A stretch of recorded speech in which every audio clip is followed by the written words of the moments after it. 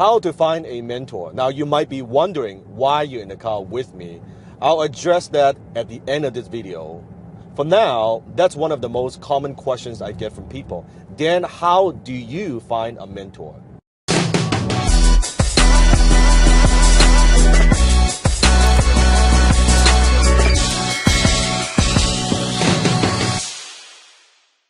Well, let me take you back to the beginning, because when I was getting started, I was trying all kinds of ideas and all kinds of businesses, and I had all these crazy thoughts and ideas and wanted to do different things and wanted to be successful.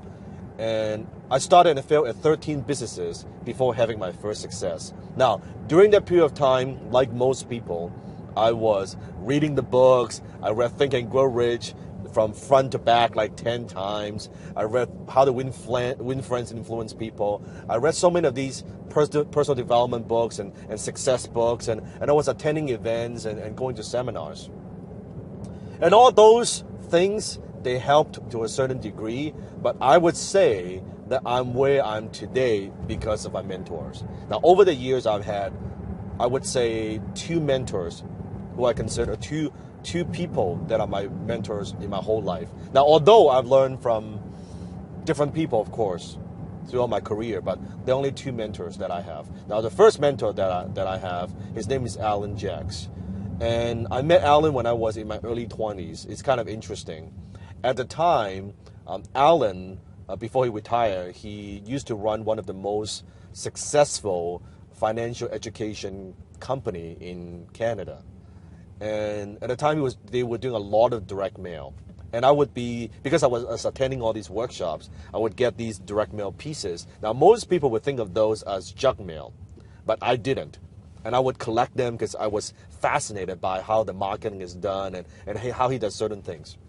And I would collect these letters, and I would 3-hole punch them and put in a 3-wing binders. I still have them today.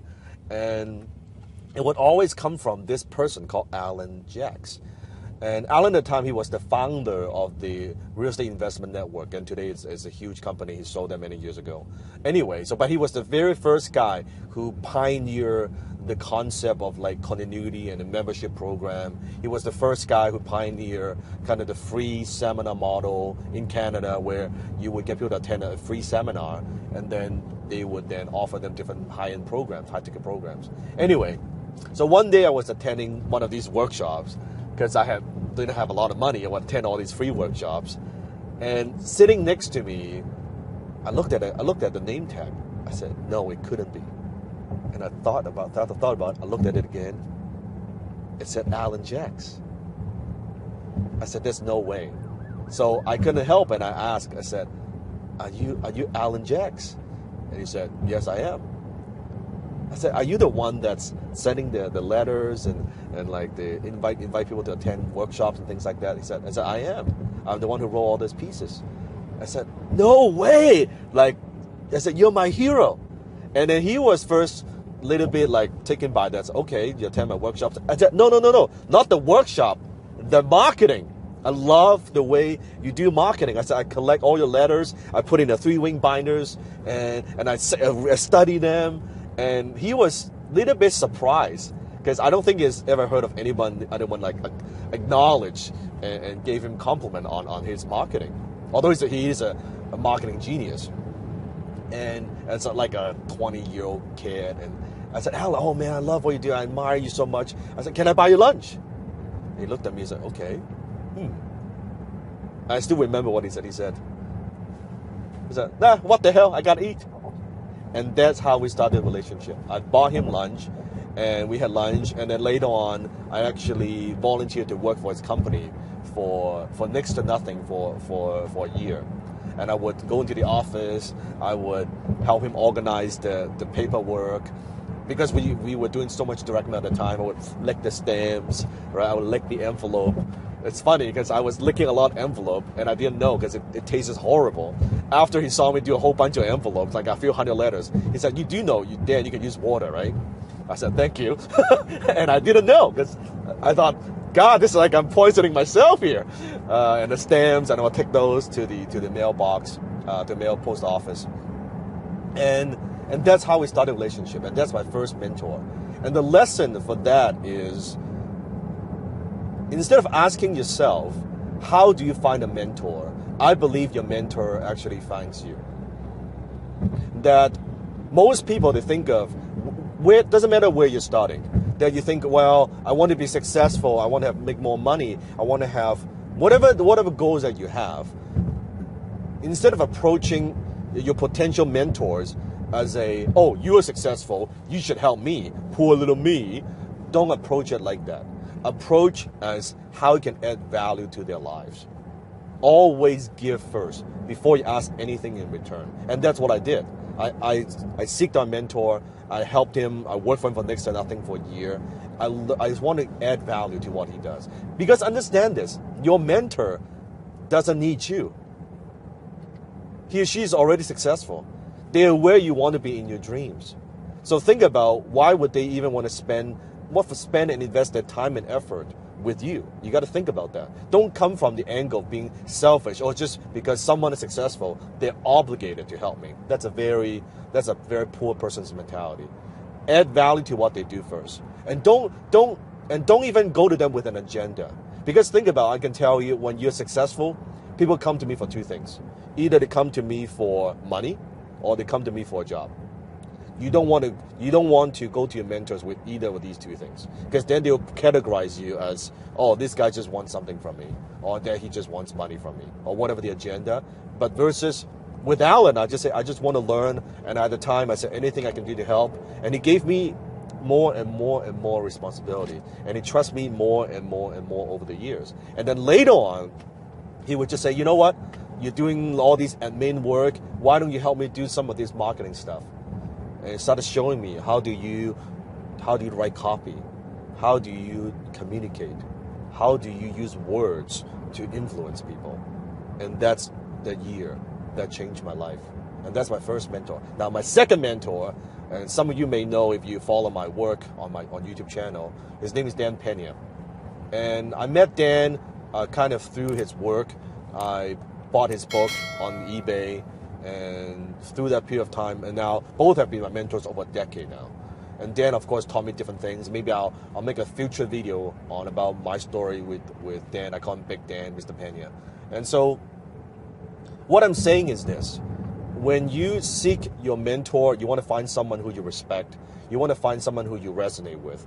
Just because someone is successful financially doesn't necessarily make them a good mentor. Because sometimes they are successful in a certain way, but you have to ask yourself, are they the ideal role models for you, right? Do you share the same value? Do you connect with them, right? With Alan, we connect on so many different levels. Are you comfortable kind of hanging out with your mentor? I think that's very, very critical. That there has to be some form of connection, not just business, but the social sense, right? I think that's very important. And you don't want to go to them where you are very, of course, you want to spend time, you want to get as much time with them as possible, but at the same time, respect their time, respect the space, because they're also very, very busy, chances are, if they're successful. I think those would be the main tips. Now, I do know that sometimes what holds people back is that doesn't matter where you're at, and you see someone who's very successful, that you're afraid to approach them. I can tell you over the years, putting mentors aside, whenever I see someone successful, and when I seek help, when I ask them for lunch, when I ask them for dinner, when I just reach out, very sincere, not with no agenda, not trying to get money from them or anything like that, I just want knowledge. 9 out of 10, I can tell you that people who are successful, they're very generous. I've been turned down maybe a handful of times. Out of the hundreds and hundreds of times I ask people, I've turned down maybe a couple of times. And it shows you that people who are successful, if you approach them with sincerity, they would say, and at the time I was nobody, I was just a kid. And they would say, sure, I'll give you the time. And they would spend the time, and you ask good questions, and I would take notes, obviously, and I learned through that period of time. So those are good. So don't be afraid to ask. That's what I'm saying. Don't be afraid to ask. When you find that mentor, when you find that person, when you find the mentor that you know, this is who I want to learn from, you go all in. You just go all in. Don't be jumping from oh, I learned a little bit from this guy, I learned a little bit from that guy, I learned a little bit from that guy. You never get good. Because it's the same metaphor that I use in martial art, right? Let's say if you want to learn karate or you want to learn taekwondo or you learn boxing, just imagine. This week you go to a boxing class, next week you go to a taekwondo class, the week after you go to a karate class. You will not get good at any one of them. It's impossible. But when you find something, say, you know what, I want to learn Kung Fu, okay, I learned from one instructor, and usually you look at martial art, they stay with the instructor for years, sometimes decades, to learn and master that art. And the same in business. People somehow in business, they think they can watch a fucking YouTube video. Oh, I watched one video, I understand this guy, what he's about. It's ridiculous if you think about it. But that's how people think nowadays. And or they watch one video, they assume certain things about you. And people, the same thing with, they watch my videos, they assume certain things about me, but the truth, they don't know shit about me. Unless you met me in person, unless I have worked with you, unless we've done business together, they don't know. They don't know. But that's human being. They like to pitch and hold, they like to come up with their own judgment conclusions. Anyway, so that's how we find